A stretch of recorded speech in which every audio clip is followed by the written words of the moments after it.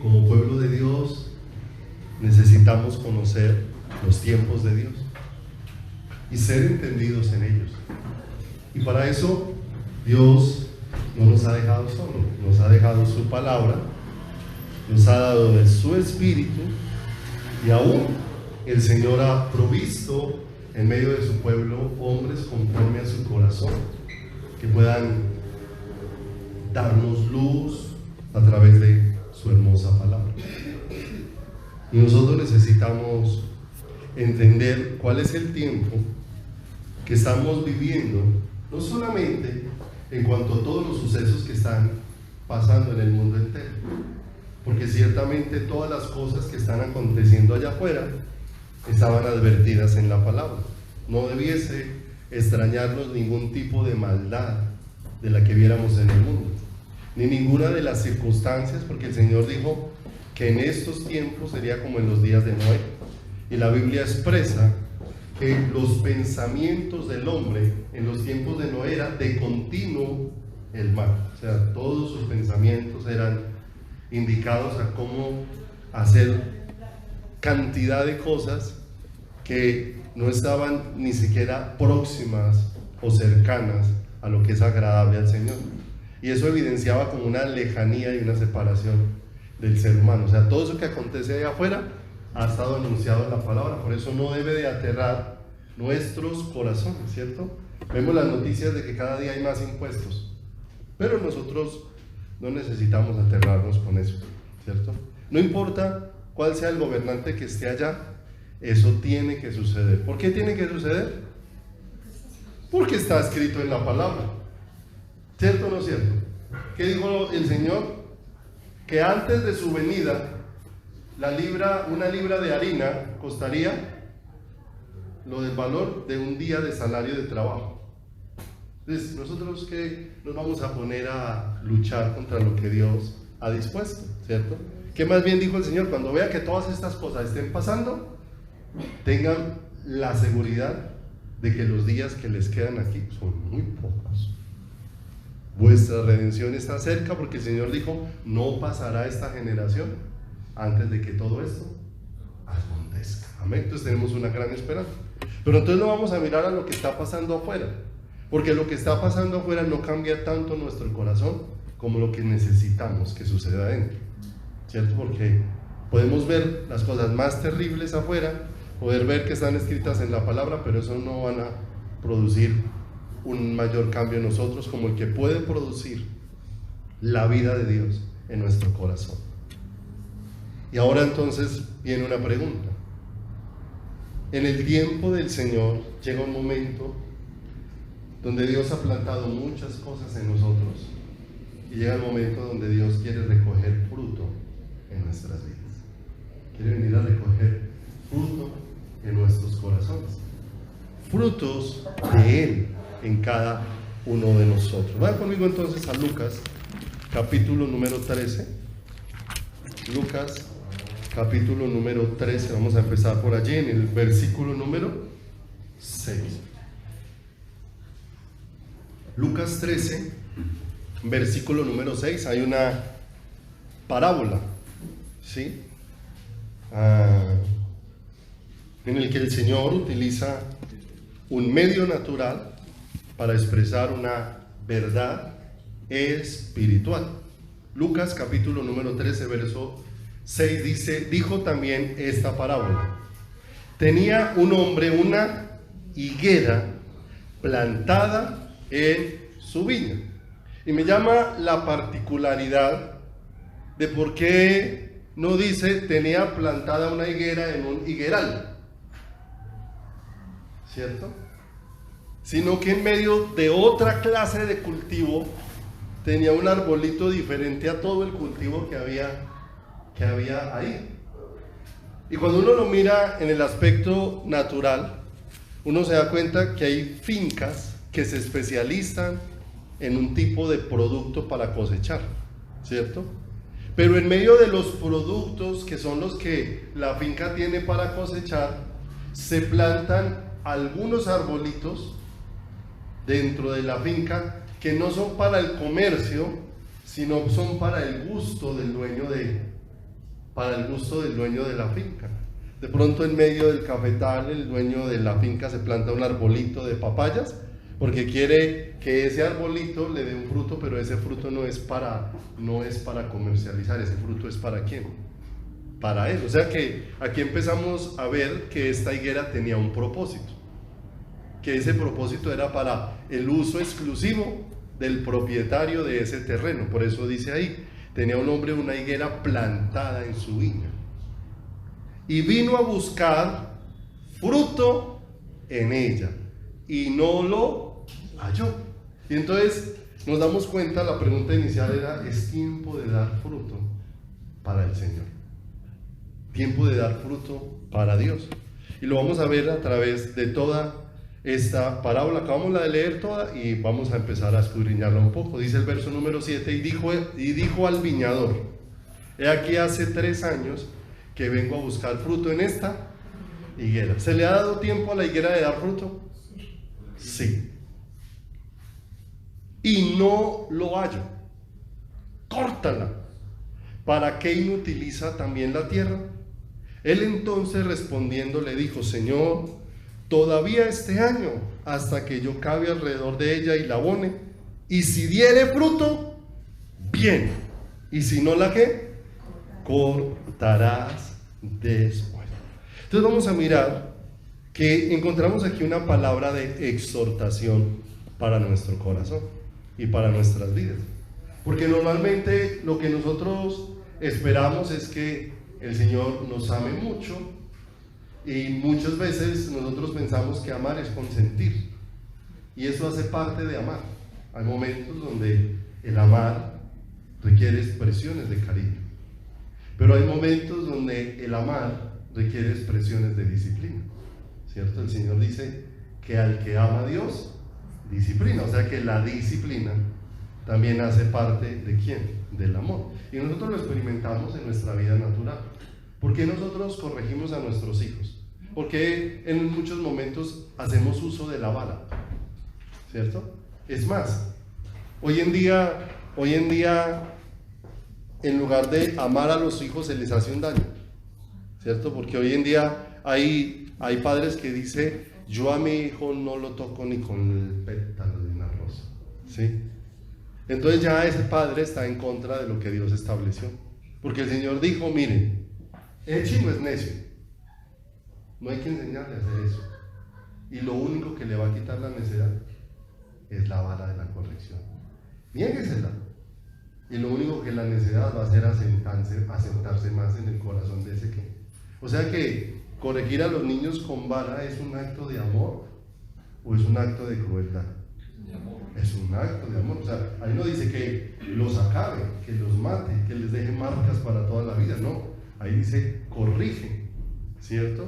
Corrige, para que se aparte una condición que hay en ¿dónde? En el corazón. Y eso es una expresión ¿de qué? De amor, ¿cierto? La palabra de Dios nos anima a consentir. Claro que sí. Pero el Señor dice: pero más bien poquito. Porque dice que el hijo consentido es vergüenza de su madre. O sea que el extremo en cualquiera de las dos termina haciendo daño. Ni darle tanta vara al niño que lo destruya, ni tampoco consentirlo tanto que se vuelva una causa ¿de qué? De vergüenza para el corazón. Entonces, en esta parábola vamos a encontrar una palabra de exhortación. Y la exhortación en la palabra tiene que ver con que la iglesia no se siga quedando más con información sin llevar a la práctica lo que Dios nos va enseñando. Porque el deseo de Dios no es hablarnos y hablarnos para que nosotros sigamos en la misma condición, sino para que la palabra de Él se haga viva en nosotros. Y cuando la palabra de Dios se hace viva en nosotros, cuando la llevamos a la práctica, cuando la ponemos por obra en nuestro caminar. Santiago lo expresó: no solamente sean oidores de la palabra, sino también ¿qué? Hacedores, personas que la lleven a la práctica. Y la exhortación tiene que ver con eso. La exhortación tiene que ver con que ya no nos podemos quedar más recibiendo información, ya no nos podemos quedar ahí más sentados quietos, ¿cierto? ¿Qué pensarías tú de un hijo que lleve 20 años estudiando la misma carrera? Si el anhelo como padre es estudie para que se gradúe, ¿cierto? Para que llegue el momento donde todo el tiempo que invirtió estudiando, ahora lo invierta produciendo. ¿Es cierto o no es cierto? ¿Para qué se pone una persona en la universidad? Con ese propósito. Y el propósito es que empiece una carrera y la termine, que se gradúe, que salga adelante, ¿cierto? No que se quede solamente ahí. Entonces, cuando nos llevamos a la palabra, llega el momento de empezar a dar fruto en nuestras vidas y de empezar a dar frutos para Dios en nuestro caminar, porque nos quedamos solamente reciba y reciba y reciba y reciba, pero llega el momento donde el Señor quiere tomar de nosotros, donde ya el Señor llega un momento donde nos ha dado tanto que ahora espera empezar a recibir de lo tanto que me ha dado. Y es hermoso porque el Señor no me va a pedir de lo que no me ha dado, me va a pedir de lo mucho que me ha dado, de lo mucho que me ha otorgado a mí. Por eso la exhortación tiene que ver con eso, con animarnos, pero muchas veces darnos una palabra donde se estremezca nuestro corazón. ¿Usted ha visto que a veces hay palabras que lo tienen que sacudir a uno? ¿Cierto? Hay veces alguien cuando está por ahí como muy chavetado, otro lo coge y como después de ese sacudo como que reaccionó y sí, como que yo voy por la dirección equivocada. La exhortación tiene que ver con eso. Cuando la iglesia empezó a surgir mucho en Antioquía, sí, y eso empezó a extenderse por todos lados, lo que Dios estaba haciendo allí, dice que enviaron a un hombre llamado Bernabé, que tenía por apodo Marcos. Y este hombre llegó allí y cuando vio todo lo que estaba haciendo, reunió la iglesia y los exhortó. Y uno dijera, pero todo lo que está pasando, ¿cómo parece este hombre hacer una exhortación? Pero la exhortación tenía un buen propósito, porque él cuando ve la iglesia reunida allí, les dice, pero ustedes no se pueden quedar solo en lo emocional, no se pueden quedar solo en la alegría de haber recibido algo. Y dice que los exhortó a permanecer fieles en el Señor. De manera que los animó a que eso no se quedara solamente en un instante, sino que se convirtiera en algo que fuera permanente en sus vidas y fuera permanente en su caminar. Hay exhortaciones a la oración en la palabra. A Timoteo dice la palabra que exhorto a todos a que se hagan oraciones, rogativas, ruegos, ¿sí? Y es un llamado a que no nos podemos quedar sin orar.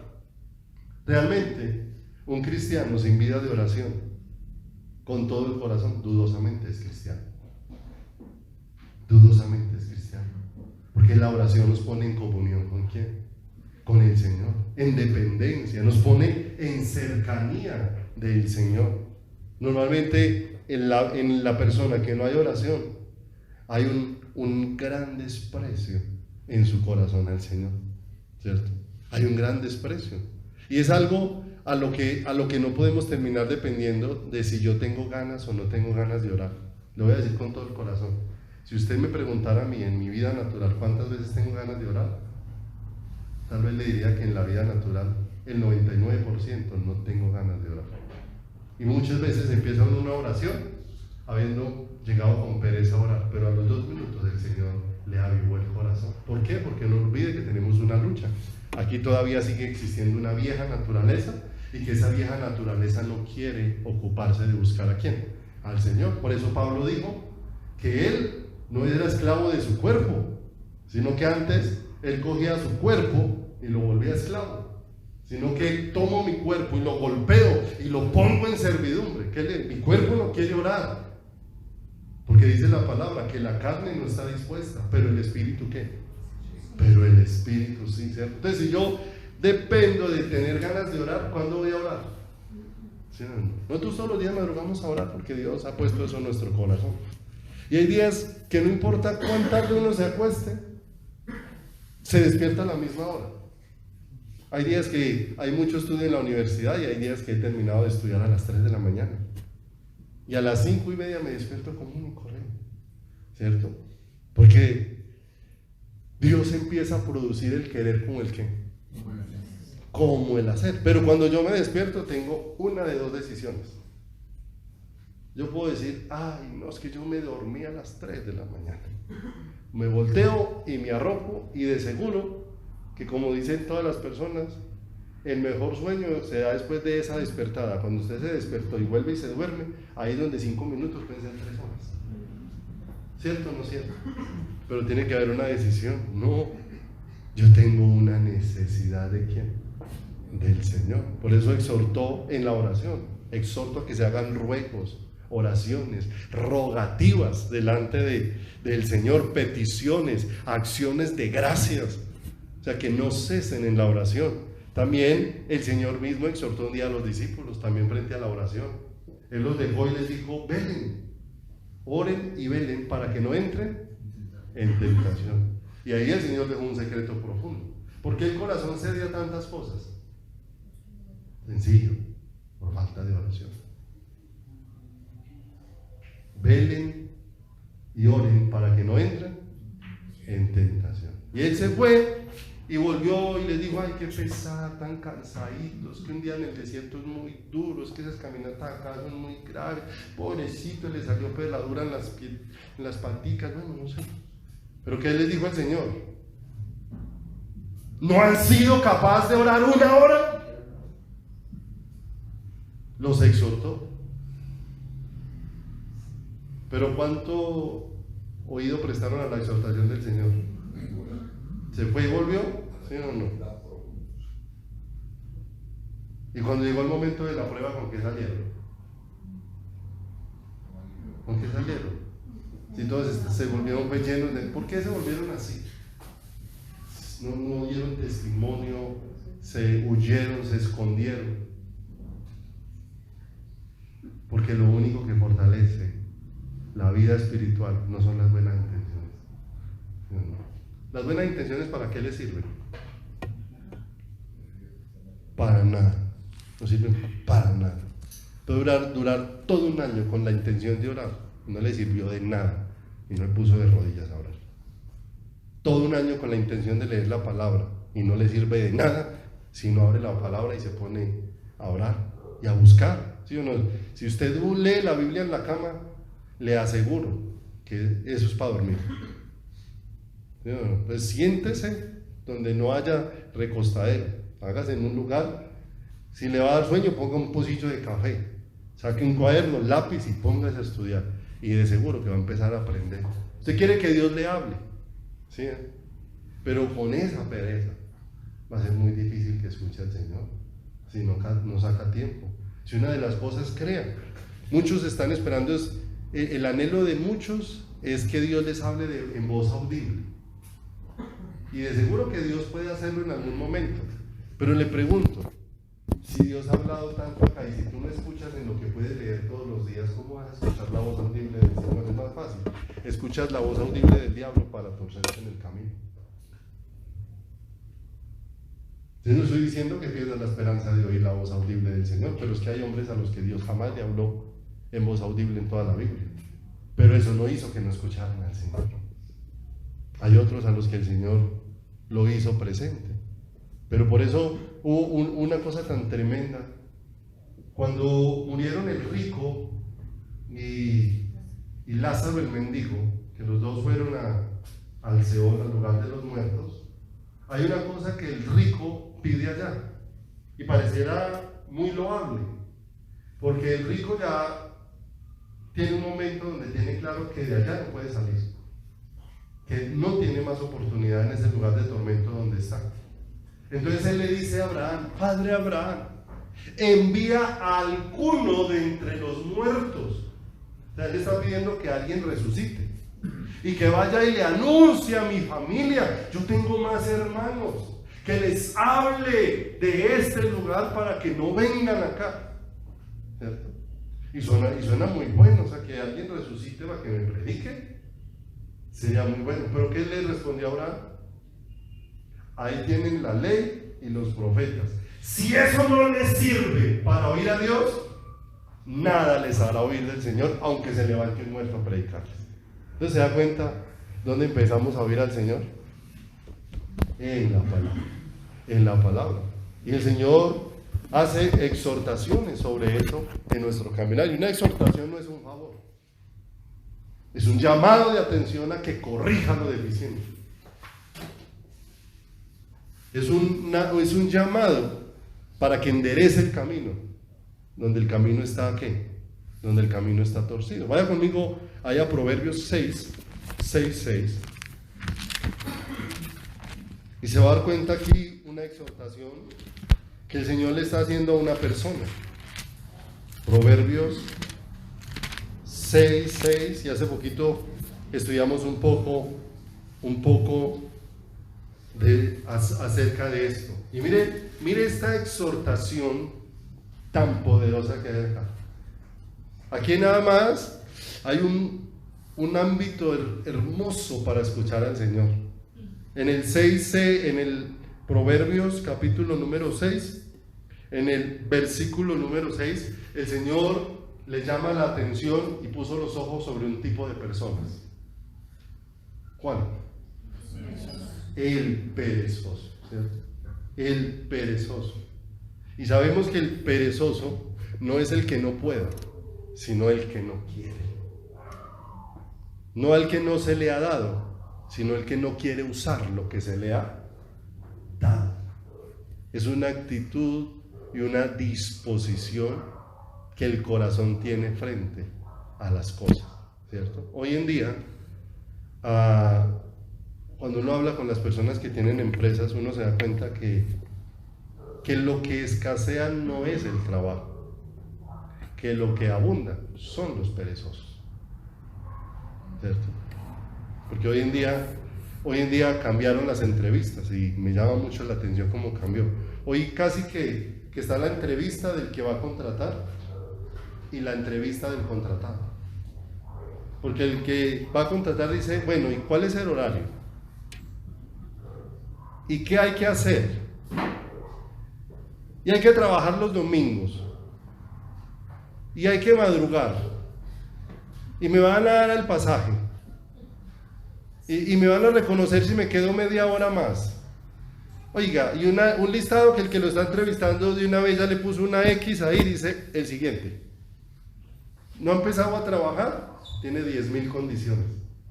Así es el perezoso. ¿Cierto o no es cierto? Entonces se encuentra uno con que eso es lo que hoy se mueve en medio de eso. Entonces le dice el Señor a ese perezoso en una exhortación, ponga la mirada en este ser. ¿Y a quién es el que le asigna mirar? Mire a la hormiga. Ponga la mirada en quién? En una persona que le va a mostrar, que le va a dar ejemplo. Y de primerazo, usted tiene que verse confrontado en cuál es la actitud de la hormiga y cuál es la actitud suya. ¿Qué frena la hormiga? ¿Qué frena la hormiga? Nada. O sea, para la hormiga no hay obstáculo. Si usted pisa, aquí está una línea de hormigas, y las pisa, mató un poco, las que vienen ahí ven las otras hormigas muertas. ¿Sí? Pero esa mortandad de hormigas no hace que ellas se devuelvan en el camino, vuelven a hacer camino por el mismo lado. Y si usted les hizo un riachuelito de agua, entre ellas mismas hacen una cadena, y hay una cadena de hormigas volviéndose un puente para que las otras pasen por encima. O sea, ¿qué obstáculo ven las hormigas? Y el Señor le dice, entonces vas a ver confrontada la actitud que tú tienes con este pequeño animalito. ¿Qué actitud? Persevera, lucha. Los obstáculos simplemente son mirar cómo voy a superar el obstáculo, cómo voy a seguir adelante. Porque difícil que es erradicar un hormiguero. Difícil que es. ¿Y por qué es difícil? Por la perseverancia que tienen las hormiguitas. Por la perseverancia, por la unión que tienen. Porque tienen un propósito. Y mire lo hermoso. Ahí ya vimos lo primero. Confrontó esa hormiguita la actitud. ¿Sí o no? Ya a ese momento, un ser tan grande como el ser humano, frente a un ser tan diminuto que cabe tal vez en la puntica, si ponen la uña le pudieran caber varias hormiguitas, ya debiera darle vergüenza.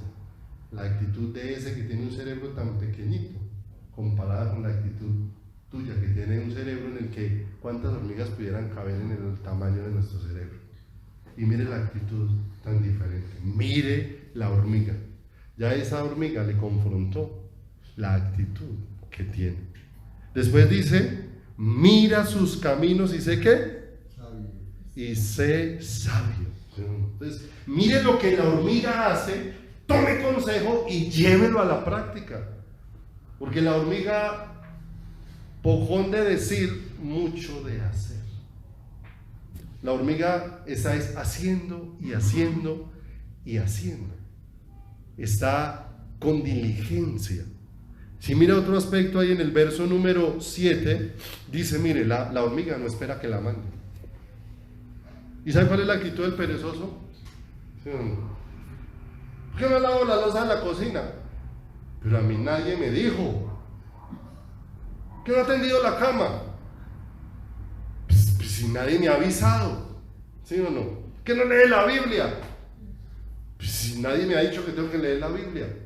¿Cierto? ¿Cuál es la actitud del perezoso? ¿Sí o no? Y él mira y dice, no tiene capitán, no tiene quien le esté diciendo lo que tiene que hacer. O sea, ella no es movida por lo que hay afuera, hay algo que la mueve adentro. Hay algo que la mueve adentro. Y sabe, difícilmente tú y yo vamos a dar fruto si seguimos esperando que es que el que está al lado sea el que me pellizque. Ole, eche para adelante. Ole, busque al Señor. Ole, ore. Lea la palabra, honre a Dios, ordene sus pasos, deje de robar, deje de mentir, deje de estar metido en bonches, deje de ser grosero. Llega el momento donde tiene que empezar a surgir eso de adentro, porque si no hay a toda hora alguien que al lado lo esté apoyando, que al lado le esté diciendo, mire, es que usted no puede decir groserías, mire, que es que usted no puede estar actuando así. No, la hormiga no está esperando quien le esté mandando y le esté dirigiendo, hay algo por dentro de ella que la está impulsando. ¿Qué tenemos nosotros dentro de nosotros? Y pondré dentro de vosotros mi espíritu. Miren lo que dice, no tiene capitán, ni qué, ni gobernador, ni qué, ni señor. Miren, la hormiga no hace las cosas porque la vigilen. ¿Sabe qué tiene la hormiga en su corazón? Convicciones. ¿Sí, no? Y miren la diferencia entre el que hace las cosas por mandato y el que hace las cosas por obligación. Y se ve la diferencia, ¿sí o no? El que es algo por convicción, ¿sí? Antes hay que frenarlo, porque siempre quiere ir más allá. El que lo es por convicción. Pero el que no tiene esa convicción, ¿qué hace? ¿Cierto? Yo muchas veces veo a mi hijo con convicción para el fútbol. A veces hay que decirle, no sale a jugar, porque usted ya jugó toda la mañana, o que jugó toda la mañana por la tarde y por la noche quiere otro partidito. Venga, se va a enfermar físicamente, se va a desgastar, ¿sí o no? Pero él se queda ahí. Pero si en algún momento, así sea en medio de un aguacero, le dice, vaya pues a jugar, sale, el aguacero no le impide. El frío, no es el sazón, y le dice, mire papi, ese frío que está haciendo. Y si él pudiera decir, dice, pero es que eso es lo que está ardiendo en mi corazón, el frío no me frena. Que mire que tienen tos, no, la tos no me frena. ¿Se da cuenta la diferencia entre tener pasión y simplemente seguir instrucciones? ¿Cierto? ¿Qué diferencia? Porque al apasionado, ¿qué lo detiene? ¿Qué detiene la hormiga? ¿Cómo es la hormiga? ¿Qué tiene en su corazón? Convicciones. Tiene una convicción que si tiene que morir en lo que está haciendo, no le importa qué. No le importa morir. ¿Cierto? Hay un tipo de... Esta semana veía un pequeño programa de animales, sino que no me acuerdo específicamente el nombre de un animalito. Es como una especie de abeja, ¿sí? Pero dentro de las abejas hay unos que son encargados de recoger polen, o hay otros que son encargados de mantener, cuidar eso. Pero hay uno, no sé si el nombre específico sea el zángano o otro, ¿sí? Pero es que él solo fue criado, solo está siendo criado para que cuando la abeja reina esté lista para procrear, digamos, el zángano la embaraza. Solo el único destino de él es ese. Pero mire lo tremendo. Lo que me llamaba la atención es de que el zángano vive todos los días esperando el momento en que puede, en palabras humanas, embarazar a la reina. ¿Sí? Pero está destinado para él que tan pronto embaraza a la reina, muere. O sea, realmente él está toda la vida viviendo para hacer algo que le va a causar la muerte. Y para eso vive. Y todos los zánganos viven para eso, porque son muchos los zánganos que vienen con la reina cuando está en ese estado. Y solamente viven para morir, no hacen nada más. ¿Sí o no? Pero cuando llega el momento y nos está tratando de huir de esa condición, no.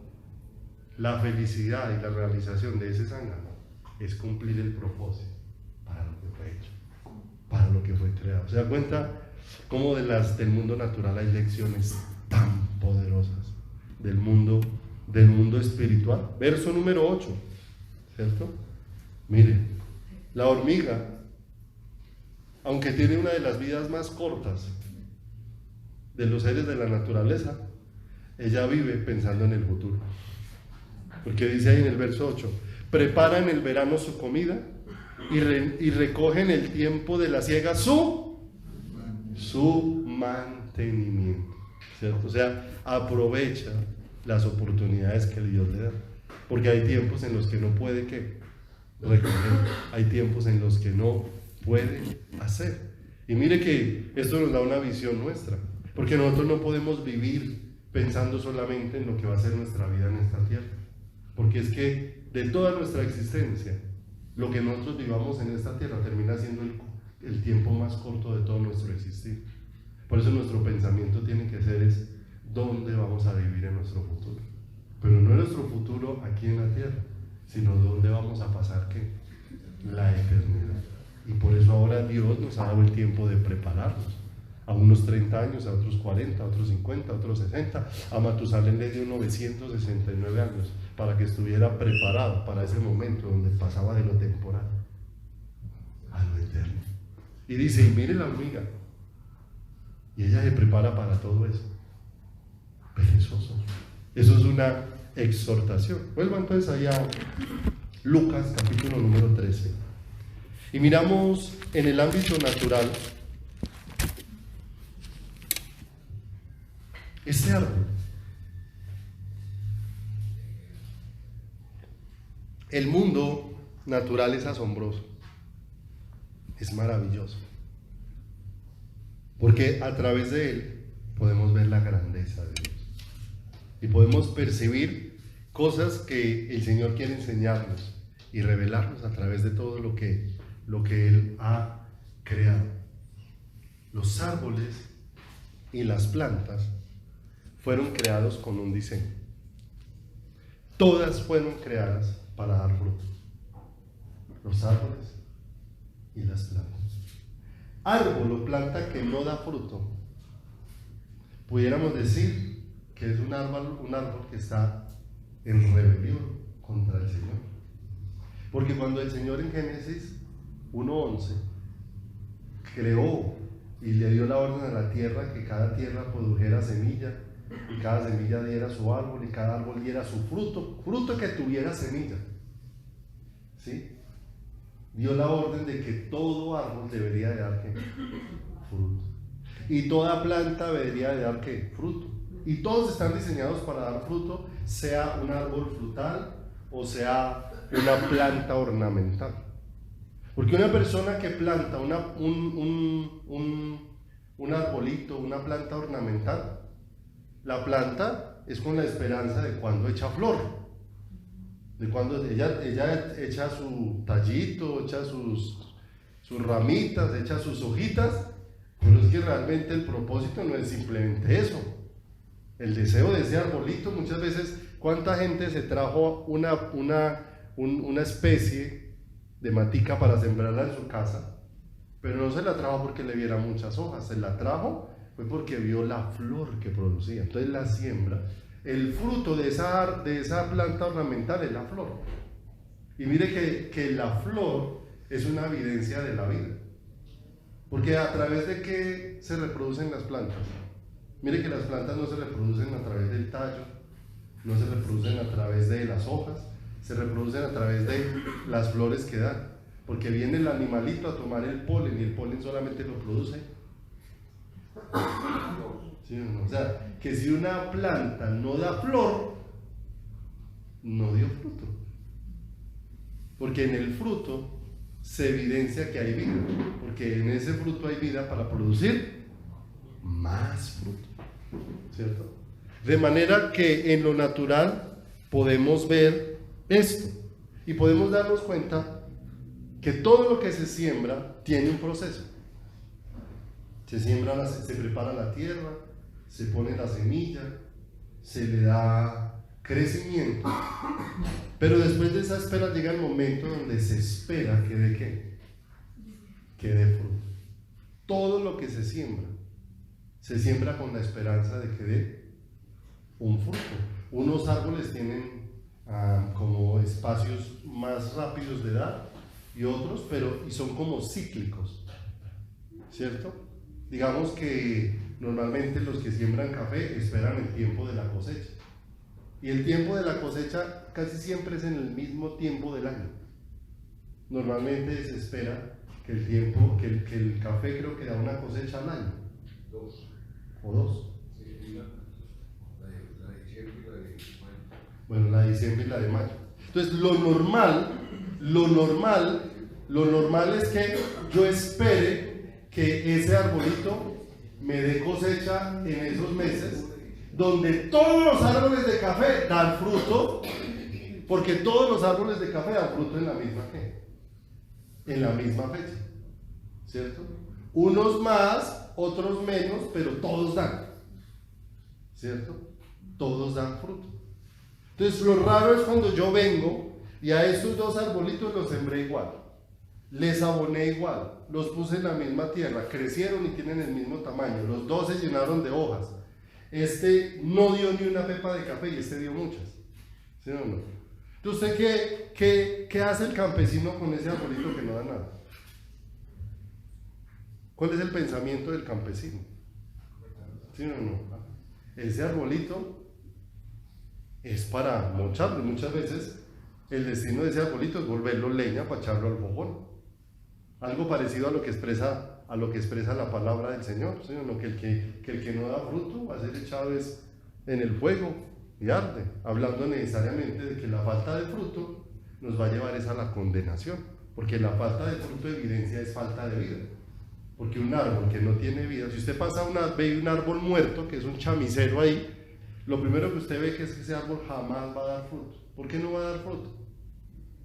Porque está muerto. O sea, la falta de fruto evidencia es que hay algo muerto. Por eso llega el momento donde nosotros tenemos que dar fruto en nuestra vida espiritual. Llega el momento. Porque en este arbolito que se lee aquí en esta historia que estamos mirando, se le ha dado tiempo. No hay excusas, porque se le ha dado tiempo.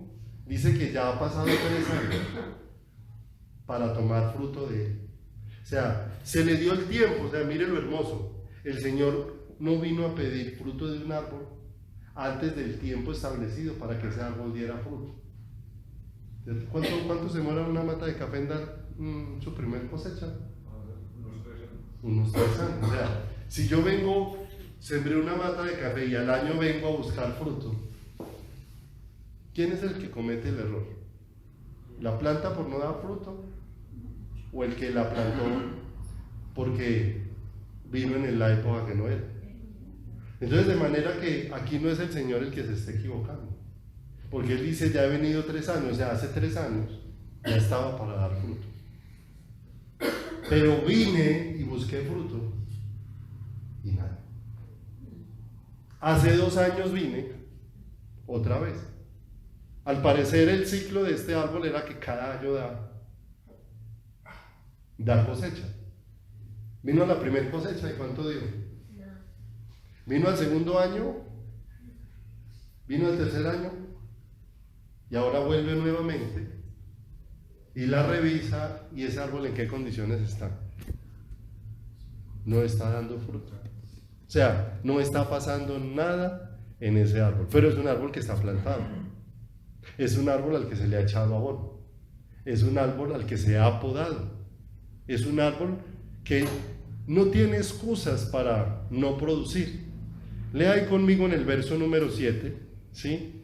Porque uno es el dueño de la viña, pero el otro es el viñador, ¿cierto? El otro es el que está encargado de hacer el mantenimiento, ¿sí? Y dice acá, y dijo al viñador, ¿quién le habló al viñador? El dueño de la viña. El viñador es el que siembra, el que se encarga de tener de eso. Pero el otro era el dueño. Ahí en el verso 1 dice, tenía un hombre una higuera. Entonces, uno era el dueño y el otro era el que, digamos en palabras como de nuestra área, es el administrador, el que cuida la finca también tiene como otro nombre. El agregado, el mayordomo, ¿sí? No era el dueño, pero era el encargado de tener el cuidado. Entonces se le da una instrucción a ese mayordomo. He aquí hace 3 años que vengo a buscar fruto en esta higuera, verso 7, y no lo hallo. ¿Cuál es la instrucción del dueño? Córtela. ¿Qué pasa si Dios decide cortar una vida que no ha dado fruto? ¿A dónde va? Porque no olvide que el fruto es la evidencia de tener vida. Si no hay fruto es porque jamás hubo vida. Es porque jamás hubo vida. Entonces dice, ya he venido a mirar, córtela, ¿cierto? Si es cortada en esa condición, solamente es para ser, en el caso del arbolito, ser echado para ser usado como leña. El ser echado en el fuego en la Biblia es una figura de lo que es condenación. O sea, ese no recibió vida eterna. Recibió fue ¿qué? Condenación. Y dice acá, ¿para qué inutiliza también la tierra? Porque ese árbol termina siendo ¿qué? Un arbolito ocioso. Se come los nutrientes, ¿sí?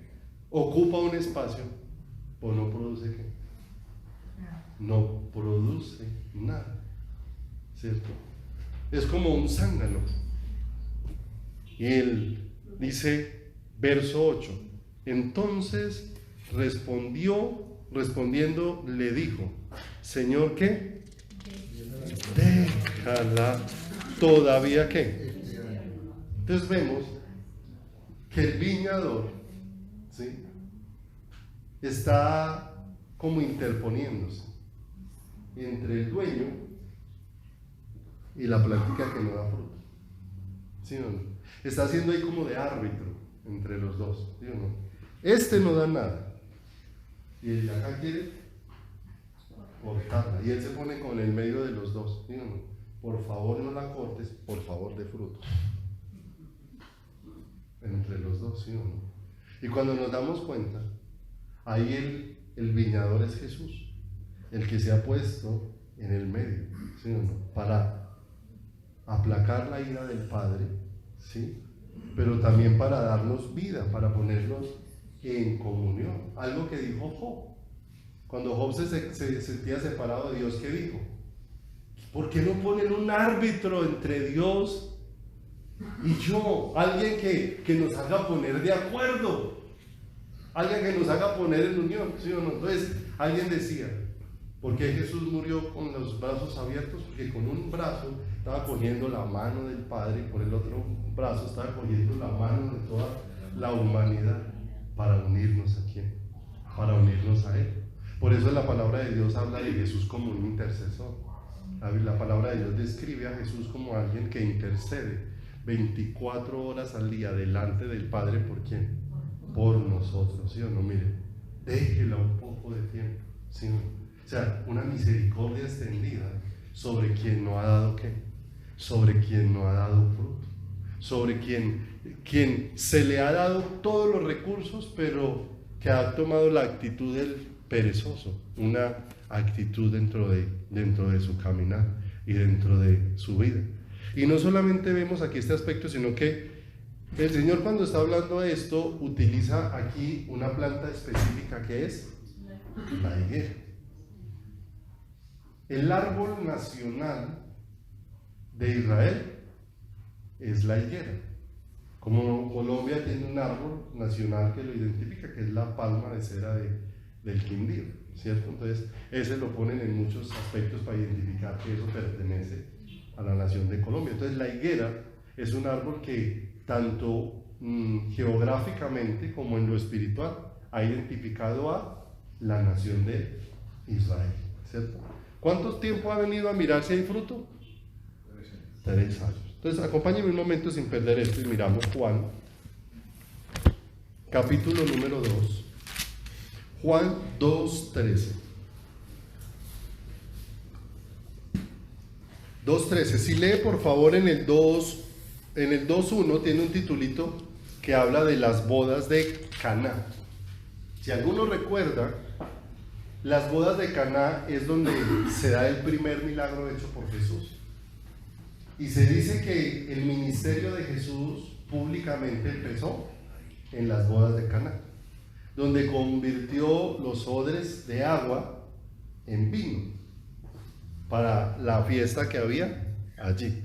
Entonces acaba de suceder eso, y en el 2:13 dice que el Señor en ese comienzo de su ministerio visita la iglesia, visita el templo, y dice: estaba cerca la Pascua de los judíos. 2:13. Y subió Jesús a Jerusalén, y halló en el templo a los que vendían bueyes, ovejas y palomas, y a los cambistas allí sentados. Y haciendo un azote de cuerdas, echó fuera del templo a todos, y las ovejas y los bueyes, y esparció las monedas de los cambistas, y volcó las mesas, y dijo a los que vendían palomas: quitad de aquí esto, y no lo hagáis, y no hagáis de la casa de mi padre casa de mercado. Entonces se acordaron de los discípulos, que está escrito: el celo de tu casa, ¿qué? Me consume. Entonces, está empezando el ministerio del Señor Jesús. ¿Cuánto dura aproximadamente el ministerio del Señor Jesús? 3 años y medio. O sea, está al comienzo del ministerio. Él visita el templo y encuentra el templo haciendo prácticas establecidas en la ley, pero que la intención del corazón de ellos se había perdido. No era la intención honrar a Dios, sino que todas las prácticas se habían vuelto un negocio dentro del templo. Porque la gente venía a celebrar la Pascua. Lo que iban a celebrar era un asunto grandioso que tenía que ver con la salvación. Iban a recordar cómo, con la muerte de un cordero, con la sangre que pintaron las puertas, cuando pasó el ángel de la muerte, ellos no habían recibido muerte, sino que ese día que pasó el ángel de la muerte, la sangre los cubrió, y ese día fue el día que salieron de Egipto para ser llevados 3 días de camino para hacer fiesta al Señor. Eso era lo que iban a celebrar. O sea, eso era algo grandioso, la libertad, la salvación del Señor, pero ellos lo habían vuelto un negocio. Pusieron venta de ovejas en el templo, ¿sí? Pusieron cambistas, había israelitas que vivían en otras naciones, ellos venían a la fiesta, traían dinero de otras naciones y ellos se los cambiaban a un alto costo, porque en el templo solamente recibían monedas, la moneda israelita, no recibían moneda extranjera, o sea que ellos aprovecharon y cambiaban a un alto costo. Entonces fue un negocio todo lo que estaba haciendo, tanto los que vendían las ovejas, los cambistas, como los que venían a ofrecer. Y el Señor ese día mostró su enojo, vino y encontró, él dijo: mi casa será llamada casa de oración. Y encontró a la gente haciendo de todo menos buscando a quién, al Señor.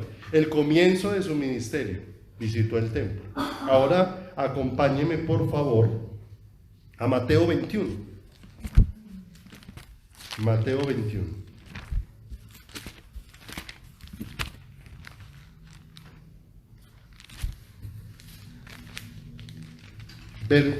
Versículo número 12.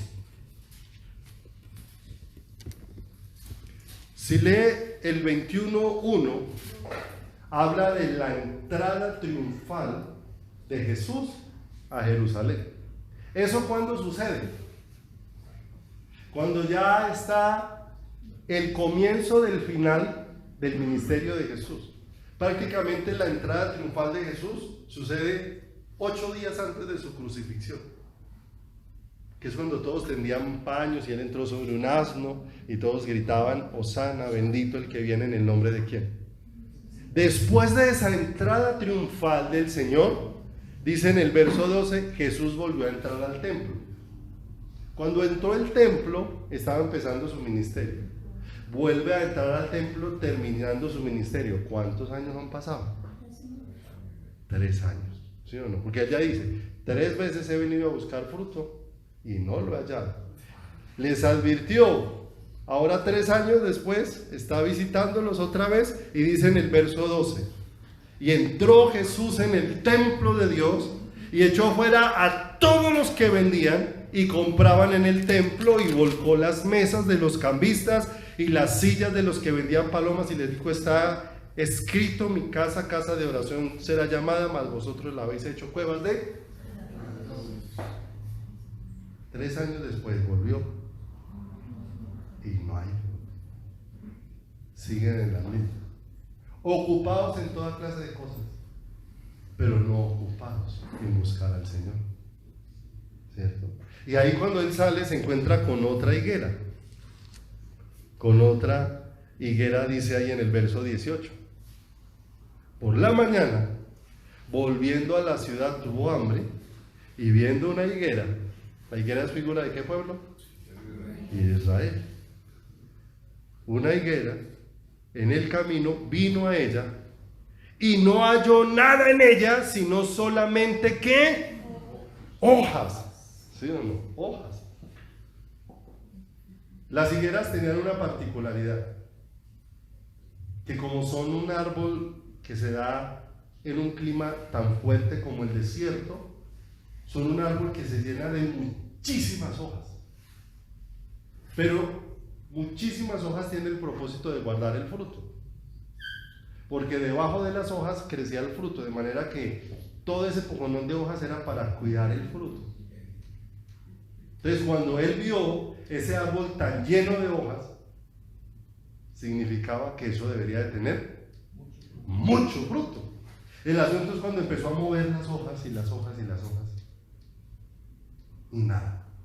Lo que nos deja ver que ¿de qué sirve la apariencia? Parecía, pero no era, ¿cierto? Otra higuera en la que el Señor buscó fruto y no halló nada en ella, sino hojas solamente, apariencia. O sea, la pregunta es: ¿por qué tantas hojas y no hay fruto? Hay 2 cosas que alimentan los arbolitos naturales, y tan hermoso que tienen que ver con la vida espiritual. Un árbol se alimenta de lo que absorben sus raíces al echar para abajo en la tierra, ¿sí?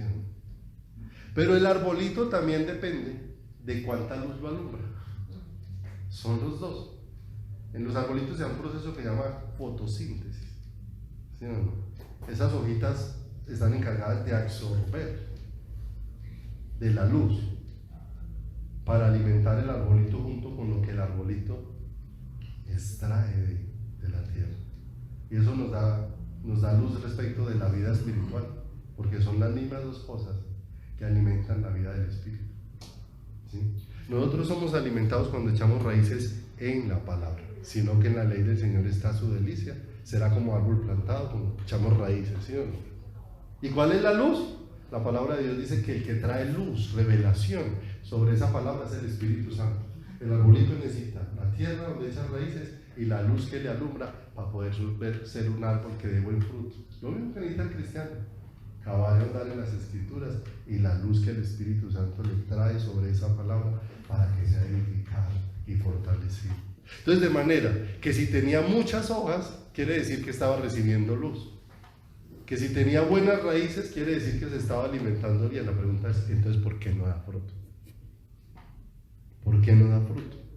Dice ahí Verso 19, y no halló nada en ella, sino hojas solamente, y le dijo, nunca jamás nazca de ti fruto. Y luego se secó, ¿qué? La higuera. Se secó la higuera. ¿Por qué razón terminó la higuera bajo un juicio del Señor? Por no tener fruto.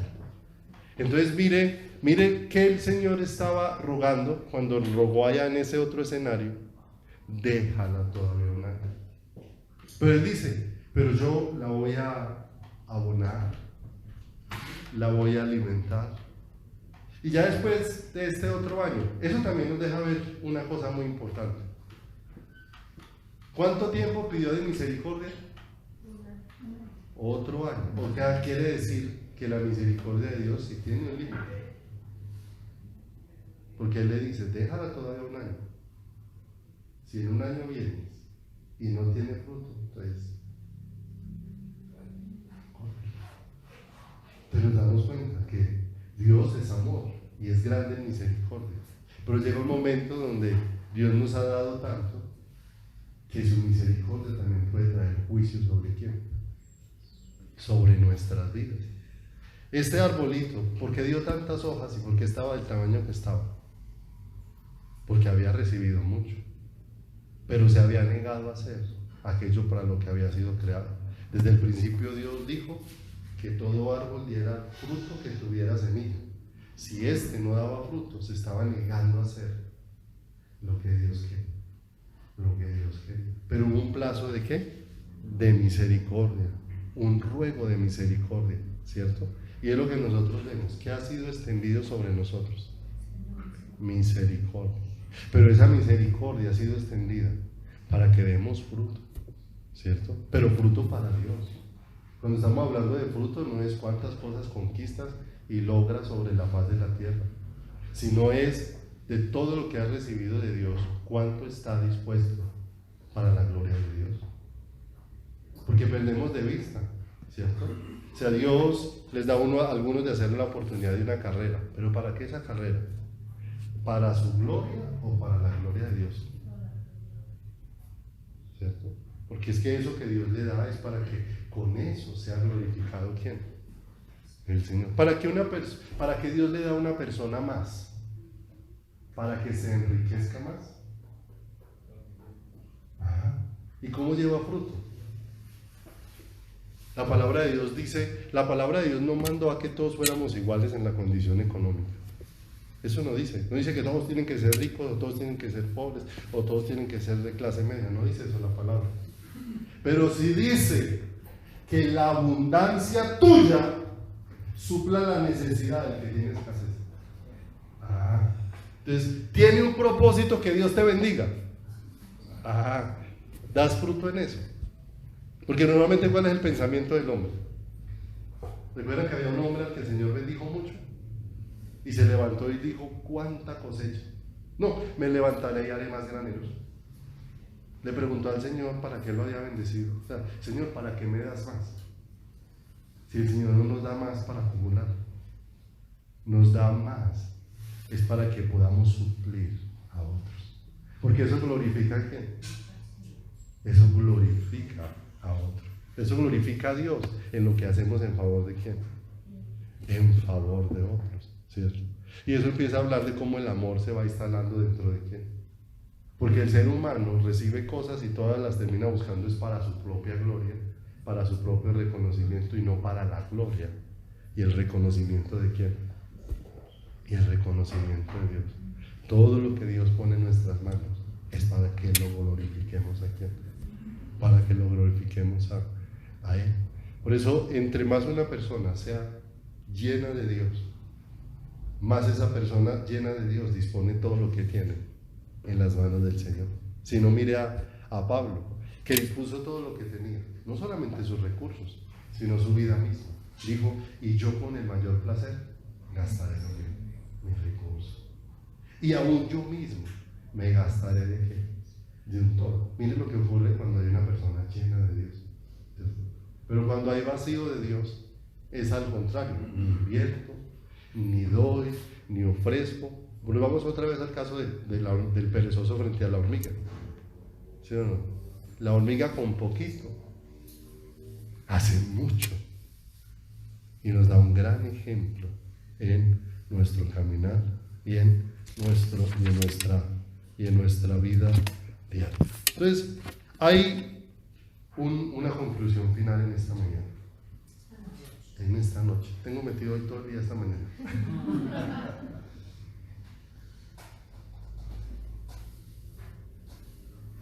Hay dos elementos a los que he sometido un arbolito. Aunque los dos son parecidos, producen un efecto muy diferente. Un elemento es el asadón. El asadón tiene el propósito de yerbar, limpiar, beneficiar el ¿qué? El arbolito. O el otro, el hacha, que tiene el propósito de tumbar el arbolito. ¿Cierto? Entonces, cuando un campesino ve un arbolito que da mucho fruto, ¿está pensando en tumbarlo? No, está pensando en deshiervarlo, en limpiarlo, en abonarlo. O sea, está pensando en ponerle el asadón. Pero cuando ese árbol se vuelve en un chamizo que estorba en medio de su territorio, está pensando ponerle el hacha. De la misma manera es lo que el Señor deja aquí. Le voy a poner el asador, pero si no da fruto, le pondré el hacha. Pero y ahora depende de quién. Porque a ese arbolito se le abona, se le poda, se le organiza. De manera que tiene que haber una disposición de nuestro corazón, porque todo está en las manos de Dios, ¿sí o no? Pero porque el Señor no dice que Él ora por mí. Él dice que Él me guía en la oración. Pero ¿quién tiene que orar? ¿Sí o no? Porque el Señor no disculpó a los discípulos porque se quedaron dormidos y no oraron. Porque el Señor dijo, no, pues tranquilo, igual yo estaba orando aquí por ustedes en el Getsemaní. ¿Cierto? Le decía, yo los fortalezco en la oración, pero ustedes tienen que orar. Orando con toda oración y súplica, en el Espíritu y velando en ello con todo perseverancia. ¿Sí? El Señor nos va a enseñar la palabra, pero no nos va a bajar a leerla. No nos va a bajar a leer la palabra, nos va a enseñar. Yo empiezo a escudriñar y Él va a venir y me va a dar luz, me va a mostrar, me va a enseñar, me va a hablar. Y mucho más, cuando el Señor dice que Él habla y lo que habla, lo habla conforme a lo que ya dejó escrito. Entonces, entre más voy conociendo lo que está escrito, menos posibilidad tengo de ser engañado cuando escuche alguna voz.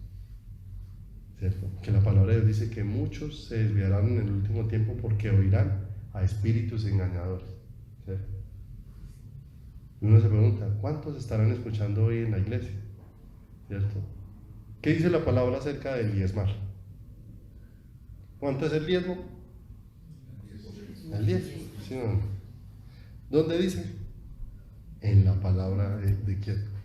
Del Señor. Pero el predicador se para y dice, no, es que me acabó de hablar el Señor y me dice que es que en esta iglesia a partir de hoy se diezma el 20%. La pregunta es, ¿quién le está hablando? ¿Quién le está diciendo eso? Porque Dios no va a hablar nada que no esté conforme. Dios cambia. Dios dice una cosa ayer y otra hoy. No. Pero si yo no conozco la palabra, ¿qué digo? Amén. Como no sé, lo que me digan sirve. Y me voy a desviar del camino. Entonces, hay una cantidad de cosas hermosas en la palabra que Dios ha provisto. Y no hay excusa ninguna. El Señor dijo, si alguno tiene falta de sabiduría, pídale a Dios. ¿El cual da? Sin medir. Amén. ¿Qué tal si te pones sobre tus pies? Vamos a orar esta noche.